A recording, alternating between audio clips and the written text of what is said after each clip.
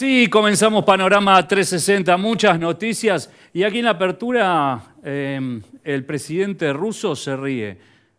¿Está en este momento para eso? La realidad, veamos qué está sucediendo. Para atacar suelo ruso. El martes Kiev lanzó un ataque con 6 de estos misiles contra la región de Briansk. Esto ocurre cuando se cumplen 1000 días del conflicto.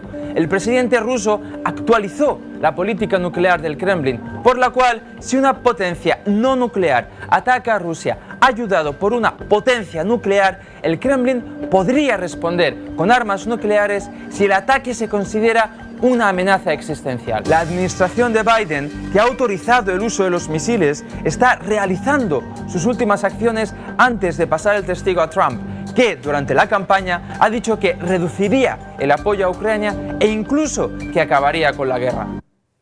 Allí vemos al final Trump, veremos qué va a pasar con Trump, pero sí es cierto que Rusia ha cambiado y ha puesto una alerta en el mundo. ¿Estados Unidos la respetará? No. Estados Unidos le dio el visto bueno a Ucrania para que ataque con sus propios misiles. Veamos qué dice Lavrov, que es el canciller ruso. Mentioned this several times. If long-range missiles are going to be applied from Ukraine into Russian territory, it will also mean that they are operated by American experts, military experts. And we will be taking this as a qualitatively new phase of the Western war against Russia, and we'll react accordingly. We are strongly in favor of doing everything not to allow nuclear war to happen. То, что атакам сегодня ночью по Брянской области использовался неоднократно, это, конечно, сигнал о том, что они хотят эскалацию. ¿Rusia y Putin se animarán a utilizar armamento nuclear o simplemente están diciendo hasta acá llegamos, préstenos atención? Lo cierto es que dicen por debajo que puede haber algún acuerdo. ¿Serán las últimas instancias de la escalada o al contrario, empezaremos a otro nivel, nuclear amenazando a Europa y a Estados Unidos? Serán clave estas semanas para saber qué va a suceder. Y nos vamos a trasladar aquí, a América Latina. ¿Qué sucedió este fin de semana en Argentina? ¿Se prenden algunas alertas rojas? Veamos. Realmente les quiero contar que la agrupación Fuerza del Cielo, que se está formando hoy aquí entre nosotros, es el brazo armado de la Libertad Avanza.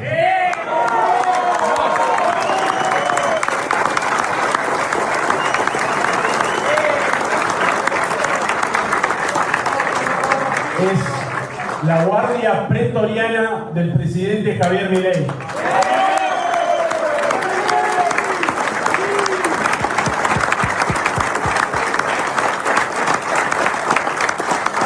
Son sus soldados más leales, los que estuvieron desde el principio y los que van a estar hasta el final.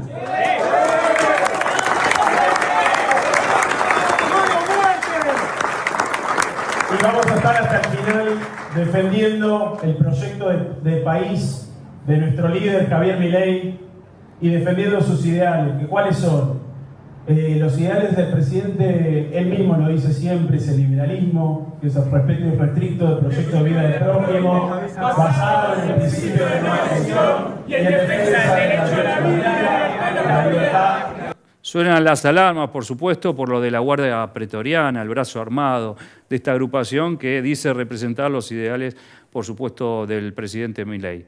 Esperemos, por supuesto, que esto sea pura demagogia, ¿no? Que sea verborrágico y que no pase a la realidad. Señoras y señores, vamos un pequeño corte y a la vuelta seguimos aquí en Panorama 360.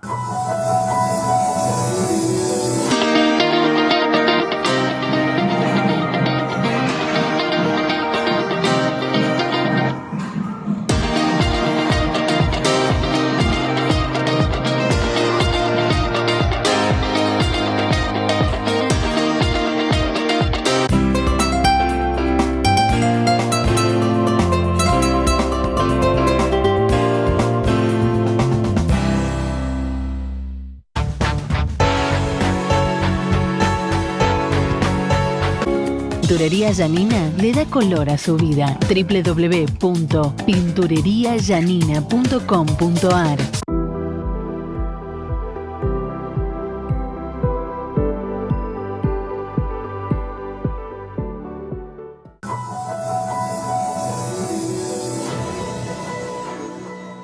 Seguimos en Panorama 360, señoras y señores, y nos vamos a trasladar a Estados Unidos. Allí se encuentra Roberto Marrero, quien es abogado, jefe de despacho de Juan Guaidó, perseguido, detenido y encarcelado por el régimen de Maduro. Estuvo un año en la cárcel y hoy está exiliado en Miami. Bienvenido, Roberto, ¿cómo estás? Leo, gracias, Dios te bendiga. Bueno, aquí en Miami, en el marco de la Cumbre de Comunicación Política, y gracias por el contacto. Bueno, contame un poco de qué se trata esa cumbre y después, por supuesto, entramos al tema que nos convoca. Bueno, aquí están consultores políticos, estrategas, politólogos de toda América Latina, bueno, incluso de España, de varios países, compartiendo estrategias, comunicación, dando unas conferencias. La cumbre política es hasta la número 21. Ajá. Y me encantaría que ocurriera en Venezuela, pero es que en Venezuela hacer campañas políticas es un delito. Sí, por supuesto. Ganarlas es peor delito aún. Hay en Venezuela más de 2.000 presos políticos de la última racia, después de la victoria el 28 de julio, donde le ganamos 70-30 a Maduro. Imagínate lo que es ganarle una dictadura 70-30. En condiciones normales quizás era 90-10. Pero bueno, estamos aquí haciendo un ejercicio de libertad de comunicación política propio de los países con democracia. Y de lo que es lo lógico, que es que hay un candidato, se enfrentan dos y el que gana reconoce. Por cosa supuesto. que lamentablemente no nos está pasando en Venezuela. Ahora, contame un poco, Roberto, esto de tu trabajo. ¿Cómo es hacer política en el exilio? ¿De cómo trabaja uno para que el mundo se dé cuenta? ¿Cómo es la labor cotidiana tuya? Bueno, Leo, te agradezco la pregunta porque, fíjate, el exiliado es distinto al inmigrante. El inmigrante va al país a hacer su vida y todos los días se para en la mañana, quizás extrañando, pero pendiente de hacer su vida en su país, pues. En el caso mío, como exiliado, todos los días quiero regresar y vivo con la ansiedad y la angustia desde la distancia, haciendo lo que se puede, valorando mucho el esfuerzo de quienes están en Venezuela en terreno. Pero bueno, es triste, es difícil porque el exilio es muy duro. Lo único más duro que el exilio es la cárcel. Yo que he estado en ambos casos, el exilio no es fácil, de verdad. Y compadezco a todos los millones de exiliados, de todas las cubanos, de persecución política nicaragüense, de todas las nacionalidades que lamentablemente estamos siendo perseguidos políticos y particularmente, bueno, como venezolanos, somos más de 10 millones de venezolanos que estamos fuera de Venezuela por motivos políticos y por motivos de la crisis del país. Los 10 millones es, imagínate, un país fuera de un país. Por supuesto, y en Latinoamérica y en el mundo, en realidad, los podemos ver a los venezolanos dispersos justamente por el régimen de Maduro. Ahora, contame un poquito, un paréntesis hago, ¿no? Pero ¿cómo fue pasar un año en la cárcel, ¿no? Como perseguido político. Sí, bueno, fue año y medio, es bien complicado. La cárcel del Helicoide, la que debía haber sido el centro comercial más grande de Latinoamérica, hoy es un centro de reclusión. Y bueno, ahí está, por ejemplo, todos los diputados, líderes de oposición que fueron detenidos después de la victoria del 28 de julio están en el Helicoide, que es la principal cárcel política de Latinoamérica, la cárcel política más grande, y es un símbolo de represión y de persecución política en Venezuela, en el Helicoide. Y estuve año y medio y bueno, tuve la fortuna de salir con la mediación de la Unión Europea, de una coalición de países que lograron un alto al fuego en el marco de las posibles elecciones parlamentarias del 2020, pero bueno, Maduro al final hizo lo que siempre hace, no respetó los acuerdos y volvió a la irregularidad. Y igual tenemos una asamblea que no es reconocida por nadie en Venezuela y lamentablemente, bueno, seguimos en esta diatriba donde no se reconocen las partes y no se reconocen las elecciones ni la voluntad del pueblo en Venezuela. Ahora, contundente fue la victoria de Machado, por supuesto, como vos dijiste, 70-30, la verdad que esos números no los tenía, pero ¿cómo puede ser que este régimen se siga sosteniendo, ¿no? ¿En base a qué? Bueno, en base a las bayonetas. Básicamente es las Fuerzas Armadas, las fuerzas por las fuerzas que Maduro está en el poder. Él no está en el poder por otra cosa que no sea el sustento que le dan los órganos represivos del Estado. Por algo hay 2.000 presos, entre hay niños, adolescentes de 14, 15 años presos tras las rejas desde el 28 de julio para acá. Ya cumplen más de 3 meses detenidos. Y te digo, son 2.000. O sea, imagínate, son 2.000 presos nada más en la última etapa. Eso es lo que mantiene a Maduro actualmente en el poder. Sin embargo, bueno, el cambio que hay en la política en Estados Unidos ha sido una muy mala noticia para el régimen y Maduro ya está dando señales a nivel de medios y de comunicación de cuán molesto está por la victoria de Donald Trump en los Estados Unidos. Bueno, allí vos también tienes una cercanía, ¿no? Podemos ver algunas fotos, ¿no? Con el senador regional republicano por la Florida, Rick Scott, ¿sí? Y también tenemos una foto tuya con María Elvira Salazar, representante de Florida de la Cámara de Representantes de Washington. Contanos un poco cómo es recibido, cómo sos recibido en Estados Unidos, cuál es la contención, esto de la acción política, cómo a ustedes les dan el lugar para desarrollar. Bueno, siempre, en el caso mío, tengo la posibilidad de volver a Venezuela. En cualquier momento quiero regresar, eso es lo que yo quiero. Por eso es que, siendo incluso hijo de cubano, mi padre era cubano, yo puedo tener la posibilidad de hacer ajuste cubano y no lo voy a hacer porque no pienso volver a tener otra nacionalidad que no sea la mía, que sea venezolano. Aquí hemos tenido una buena receptividad. Yo incluso participé en un rally del presidente Trump en el 2020, apoyándolo, en una forma de agradecimiento como expreso político y como exiliado por el apoyo que dio. La verdad que la Casa Blanca sonó mucho el tema Venezuela en su primer mandato y estoy seguro que en el segundo, para bien o para mal, sonaremos al principio para mal, pero espero que pronto sonemos para bien, no solo en la Casa Blanca, sino en toda América Latina como un país libre. Ahora, contame con esta victoria contundente también de Trump, que uno pensaba que iban a estar cabeza a cabeza, ¿no? Pero por supuesto fue contundente y bien demostrado está en las urnas. ¿Qué se puede esperar con la relación con Maduro? Porque Trump ha dicho también que con dictadores no iba a hacer negocio. Estamos hablando del petróleo, una de las reservas, si no es la más grande del mundo, junto al oro. Venezuela es uno de los países con mayores reservas mundiales. ¿Qué va a suceder? ¿Qué esperás y qué crees vos? Bueno, tú sabes que tú defines tu gobierno con los funcionarios que eligen, ¿no? Claro. Al designar a Marco Rubio como secretario de Estado, Trump está dando un claro mensaje a América. Voy a arreglar mi patio trasero, que además fue su tema de campaña. Él prometió acabar con la migración ilegal, que hay un repunte enorme vía Nicaragua y Venezuela de personas que van huyendo de esas dictaduras. Y él sabe que eso no se va a acabar hasta que se salgan de esos gobiernos dictatoriales de Cuba, Nicaragua y Venezuela. La gente se va a seguir yendo de esos países, claro, buscando su mejor vivir. Pero también hay una operación política de traer bandas como la del Tren de Aragua, una banda muy famosa en Venezuela que está articulándose. Ya que en Estados Unidos hablan que está en casi más de 20 estados ya organizada. Y eso se está convirtiendo en un gran problema y es un tema importante. Fue tema en las dos campañas, tanto la de Harris como la de Trump. Y bueno, el nombramiento de Marco Rubio te dice claramente: el secretario de Estado no solo es de origen latino, es un experto y gran conocedor del tema cubano y el tema Venezuela.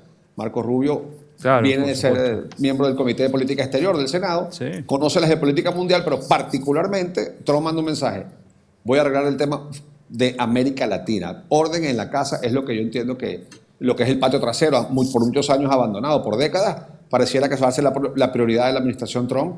Y es una muy mala noticia para las dictaduras del continente tener a un funcionario con esa claridad y con esa misión, que es poner orden en los patios traseros y que haya democracia desde Argentina hasta Canadá.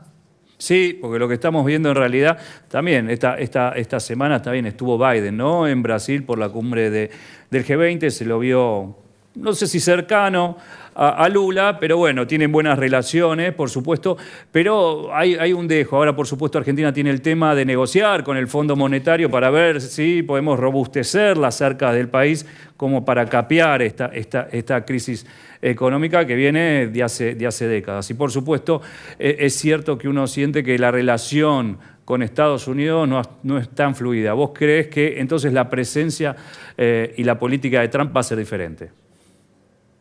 Sí, no, es un hecho. El nombramiento de Marco Rubio define. No está nombrando a un experto en la política del Medio Oriente, no está nombrando a un experto en las relaciones con China, está nombrando a una persona que amplio conocimiento en lo que es Latinoamérica. Por lo tanto, va para allá su prioridad. Se está incluso rodeando de muchos oficiales electos de Florida, su jefe de campaña, su actual jefe de gabinete, su experiencia política también es del estado de la Florida. O sea que en todo lo que es su entorno, su primer anillo, hay un gran conocimiento de lo que es América Latina. Y la primera visita presidencial que tiene importante es el presidente Milei de Argentina. O sea, pareciera que viene del norte y del sur, se van a compenetrar y Venezuela está en el medio, que es muy buena noticia para nosotros. Ahora, ¿cómo se está viviendo? ¿Cómo se olió la victoria tan fuerte, ¿no? Uno de afuera esperaba algo más moderado, pero sí el electorado estadounidense dijo, queremos a Trump. Lo que pasa es que los medios están, de un tema que hemos manejado aquí en la cumbre, las posverdades y lo que es lo que dicen las redes sociales o los medios sobre lo que ocurre en cada país, ¿no? Aquí se decía que el triunfo de Trump sorprendió a muchos menos a los electores. Claro. Tú veías, la economía aquí está muy mal, de verdad. Yo que tengo 4 años como exiliado, he visto cómo los precios suben. Una cosa es estar en un país de visita, una cosa es vivir en el país. Aquí hay inflación en dólares. O sea, yo he visto pagar el precio de los huevos, de la leche, como ha ido subiendo año tras año. Y es tema de conversación en mi casa, yo como exiliado. Imagínate un americano. Claro. El aumento de la gasolina. O sea, cosas que son domésticas, más el tema de la inseguridad que se siente porque la frontera sur se convirtió en un paso fluido de migrantes ilegales y ciudades santuario como Nueva York, donde mantenían inmigrantes, les pagaban hotel, las 3 comidas, o sea, entonces las personas que vienen a emigrar, que tratan de hacer una gestión para entrar legalmente al país, llegan, no les aprueban sus papeles, y a los que vienen a meterse ilegalmente por las fronteras, no solamente los dejan entrar, sino que los mantienen. Entonces tú ves un contrasentido que no es la labor de un Estado mantener inmigrantes ilegales, la labor de un Estado es mantener a sus ciudadanos. Entonces, esas diferencias sí afectaron mucho en el voto y la campaña de Kamala se equivoca, atranca tarde, comete una cantidad de errores y el electorado se lo cobró. Ahora le queda a Trump cumplir, ¿no? Claro. Pero es un presidente que viene con una bombona de oxígeno, viene a 4 años nada más, no tiene reelección, costo político cero, o sea que viene a ejecutar su plan de gobierno, pero creo que lo está buscando es una posición en la historia, no está buscando una reelección. Entonces, gobernar así es mucho más cómodo. Siempre los segundos periodos de los presidentes, cuando no hay una reelección a puertas, se trabaja para la gestión y no se trabaja para la reelección. Es interesante la visión que haces y la lectura del segundo gobierno de Trump. Y te quiero molestar con algo que tal vez no es de tu métier, pero sí preocupa a nivel mundial, ¿no? Trump en algún momento dijo, yo en un día termino la guerra de Ucrania a Rusia, y en realidad esta semana también vimos, que creo que es lo que asusta, por supuesto, es el cambio de doctrina en Rusia. Ahora la administración Biden le facilita empezar a enviar misiles de alta distancia y que puedan llegar a Rusia. Bueno, ¿qué se puede esperar con la administración Trump? Bueno, se puede esperar que él cumpla su promesa y yo veo, es terrible cómo escaló el conflicto con Rusia y en Ucrania, sobre todo cuando le dan carta abierta a Ucrania para que utilice misiles norteamericanos, ayer usó misiles británicos, y cómo responde, pero también es importante cómo responde Putin. Putin manda un misil con capacidad de ojiva nuclear, pero con una carga explosiva tradicional, como diciendo, tengo estos artefactos, los puedo usar, pero no los quiero usar. Como que vamos a calmarnos, ¿no? Porque también Putin, hay una declaración vieja de él que dice que él no sabe cómo va a ser la Tercera Guerra Mundial, pero él sí sabe, como dijo Einstein, y parafrasear a Einstein, la Cuarta Guerra Mundial va a ser a guerras con palos y piedras, porque después de un conflicto nuclear no queda nada. Entonces, creo que la amenaza nuclear pareciera que la entienden como algo que acabaría con la humanidad y acabaría con el propio poder de él, porque desaparece Rusia, Estados Unidos.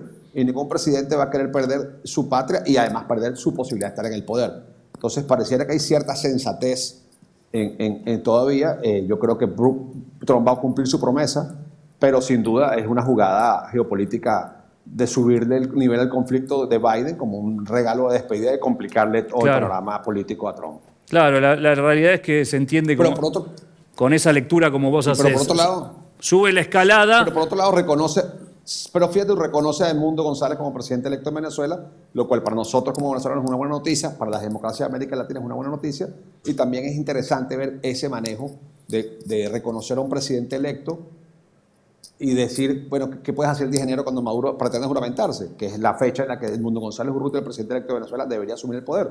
Es interesante y estamos muy a la expectativa del 10 de enero.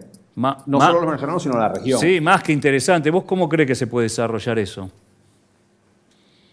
Bueno, ya ahí entramos en futurología, pero... No, tal vez tenés muchos contactos, sabés de la escena política, tal vez tenés información que por ahí no es necesaria darla en este momento, pero... Ahí hay dos tesis. Una, cuando Biden, la administración Biden da un reconocimiento a Edmundo González, lo que le está diciendo es, trata de llegaron a un acuerdo conmigo, te estoy abriendo una ventana, una posibilidad, porque después cuando llegue Trump cambia la administración y cambia la posibilidad de negociar. Yo creo que hay una ventana de posibilidad que está un salvavidas que le manda la administración Biden a Maduro. Ojalá lo entienda, pero si no se le va a complicar muchísimo porque la información que se maneja por las declaraciones, por la política y por la información de niveles de los staffers y de los cuadros de las nuevas autoridades, sí, es que no hay posibilidad de negociación con Maduro siguiendo el poder. En todas tiene que salir del poder. Bueno, Roberto, más que interesante charlar contigo, te agradecemos haber estado ahí, esperando también el contacto justo, así que un abrazo grande desde allí, no sé si te queda alguna reflexión final. No, nada, muchas gracias y de verdad felicitarlos por que pueden tener un país en democracia. Valoren eso, valoren lo que tienen. La democracia no es perfecta, pero es mucho mejor que cualquier dictadura. Dios los bendiga. Bueno, más que interesante, gracias Roberto nuevamente, abogado, perseguido, detenido, encarcelado por el régimen Maduro, lo tuvimos aquí en Panorama 360. Vamos a un corte para luego seguir con este programa. Desde 1978 nos dedicamos a la comercialización y procesamiento de vidrio plano en Argentina. Calcillán es fundamental en los proyectos donde el vidrio es protagonista.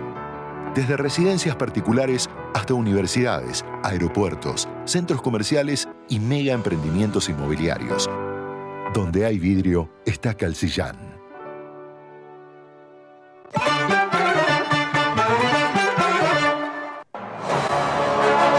Noticias de la República de Armenia en idioma español. 6 altos funcionarios de Armenia dimiten el mismo día, entre ellos el ministro del Interior, Administración Territorial y el presidente del Comité Anticorrupción. Ministra de Economía de Armenia y ministra de Agricultura de Rusia discutieron sobre el aumento del volumen de negocios. Anaíta Vanessian, necesitamos trabajar más y satisfacer las expectativas de nuestros ciudadanos como sea posible, lo dijo la ministra de Salud. Asamblea Nacional de Armenia ratificó el acuerdo de libre comercio entre la Unión Europea, Euroasiática e Irán. Experto, Azerbaiyán teme los procedimientos judiciales internacionales porque sus actos criminales son probados. La ministra de Asuntos Exteriores de Alemania visitará Armenia. Armenia y Vietnam firmarán un acuerdo de cooperación parlamentaria. Alain Simonian rindió homenaje a la memoria de Ho Chi Minh en Vietnam. Andranik Hovhannissian fue nombrado jefe de la misión de Armenia ante la OSCE y representante permanente en la ONU. El primer ministro discutió sobre las relaciones entre Armenia y la Unión Europea con la embajadora de Estonia. Ceremonia inaugural del Campeonato Mundial de Lucha Militar en Yerevan. La embajadora de Francia fue convocada al ministro de Asuntos Exteriores de Azerbaiyán. Artur Dalibatian será nombrado agregado militar de Armenia en el Líbano. David Kudatian será nombrado ministro de Administración Territorial e Infraestructura. Oliver de Cotigny de Francia no cederá en el derecho de retorno de los armenios de Nagorno-Karabaj ni en la producción patrimonial. Embajador de España presenta sus cartas credenciales al presidente de Armenia. El vicecanciller presentó la posición de Armenia en el proceso de normalización de las relaciones con Azerbaiyán al embajador de España. Delegación de la Bundestag alemana llega a Armenia. Senadores de Estados Unidos afirmaron que apoyan a Armenia y defienden el derecho al retorno a Nagorno-Karabaj. El gobierno destinará 248 millones de dirhams a 6 proyectos urgentes en varias regiones. El primer ministro de Armenia agradeció al Papa Francisco los esfuerzos para liberar a los soldados en Azerbaiyán. Allí vemos el encuentro en el Vaticano, fue recibido por el Papa Francisco. El primer ministro de Armenia junto a su esposa y su pequeña hija. Por supuesto, los regalos protocolares de parte del presidente, del primer ministro de Armenia.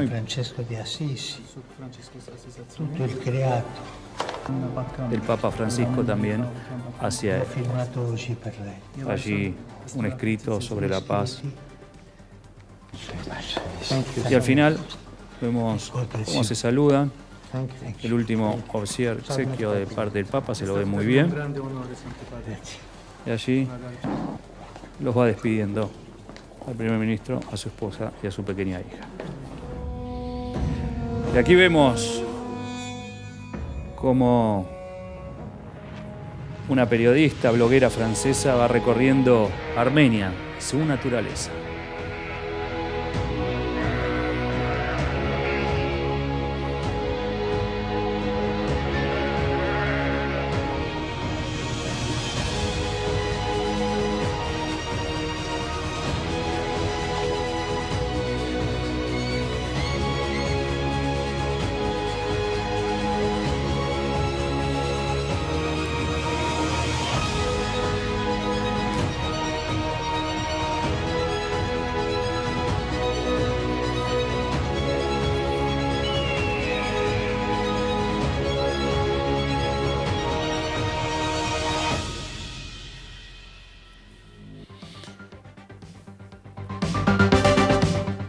Y así, con esas interesantes, impecables imágenes de la naturaleza de Armenia, nos vamos despidiendo de Panorama 360.